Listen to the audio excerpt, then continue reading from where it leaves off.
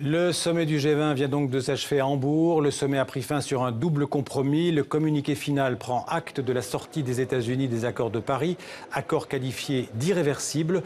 Les États-Unis pourront continuer à vendre leur gaz de schiste. Le G20 condamne aussi le protectionnisme tout en autorisant, dans certains cas, le recours à des instruments légitimes de défense commerciale. Par ailleurs, on a appris qu'Emmanuel Macron a annoncé un nouveau sommet sur le climat à Paris. Ce sera le 12 décembre prochain.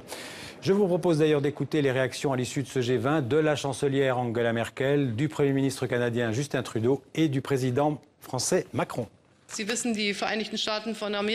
Vous savez que les États-Unis se sont retirés des accords sur le climat, ou en tout cas, ils ont dit qu'ils le souhaitaient. Certes, la position américaine est très claire, mais je me réjouis que tous les autres chefs d'État et de gouvernement du G20 se soient entendus pour dire que ces accords sont irréversibles. On est resté solide en termes de 19 pays engagés solidement, comprenant que les États-Unis ont fait un autre choix pour l'instant, mais en même temps soulignant qu'au niveau des États américains, au niveau des municipalités, au niveau des entreprises, des grandes compagnies, aux États-Unis, on voit encore une grande volonté de participer à la lutte contre les changements climatiques. Je continue à penser que c'est une erreur qui est faite par les États-Unis d'Amérique de ne pas rester dans l'accord de Paris, que je l'ai redit, et que je souhaite qu'en aucun cas, cette décision américaine ne conduise à quelque retour en arrière que ce soit pour les signataires de l'accord et pour les avancées concrètes que nous devons faire. On va rejoindre à Hambourg Jeff Wittenberg, l'envoyé spécial de France 2, qui a suivi pour nous ce sommet. Alors Jeff, vu de Hambourg, que faut-il retenir de ce sommet du G20 ?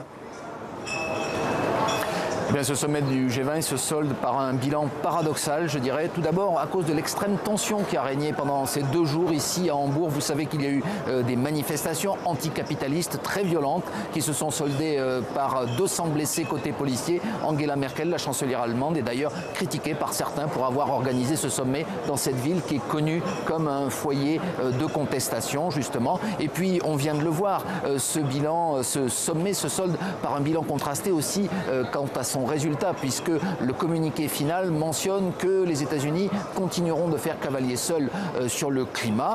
Alors il faut voir aussi les côtés positifs, d'où ce paradoxe. On retiendra que ce G20 a en quelque sorte sauvé l'unité de façade et puis qu'il aura aussi donné l'occasion, qu'il aura été l'occasion d'une première rencontre entre Vladimir Poutine et Donald Trump, rencontre qualifiée de part et d'autre de très positive. Et puis on a vu aussi des rencontres et une relation assez étonnante apparemment entre Donald Trump et le président Emmanuel Macron. Oui, c'est vrai, on l'entendait à l'instant. Emmanuel Macron dénonce le fait que Donald Trump se soit retiré de l'accord de Paris. Il l'a déjà fait à plusieurs reprises. Et en même temps, on a vu à plusieurs reprises le président français et son homologue américain discuter comme presque avec une complicité. On l'a vu hier, notamment pendant la photo de famille. On sait qu'Emmanuel Macron va inviter le président américain dans quelques jours à Paris pour le 14 juillet. Et il nous a dit tout à l'heure en conférence de presse qu'il espérait encore le convaincre de changer d'avis sur le climat qui d'ailleurs va donner l'occasion, vous l'avez annoncé dans les titres, d'un nouveau sommet à Paris le 12 décembre. Ça encore, c'est un résultat en quelque sorte de ce sommet du G20, un sommet d'étape, a dit Emmanuel Macron, qui aura donc lieu là où l'accord de Paris a été signé il y a 2 ans. Merci Jeff Wittenberg en direct de Hambourg.